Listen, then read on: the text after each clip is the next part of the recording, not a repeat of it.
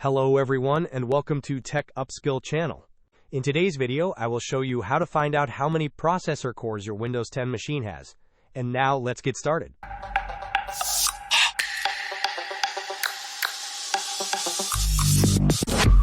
To find out the number of processor cores on your Windows 10 machine, you can follow a quick step-by-step procedure. The first method involves opening the Task Manager.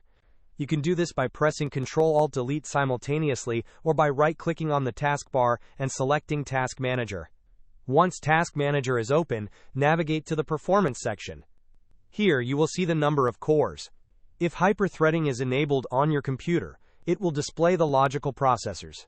For example, you might see a certain number of cores and a higher number of logical processors. Another method, which is useful for older versions of Windows as well, is to press the Windows key and the R key together on your keyboard. This will open the Run window. In the Run window, type MSInfo32 and press Enter. This will open the System Information window. If you maximize this window and look under the Processors section, you will find the complete details of your processor, including the number of cores and logical processors, similar to what you saw in the Task Manager's Performance tab. Hope this was helpful. Don't forget to like and subscribe if you enjoyed. As always, thanks for watching, and I will see you in the next video.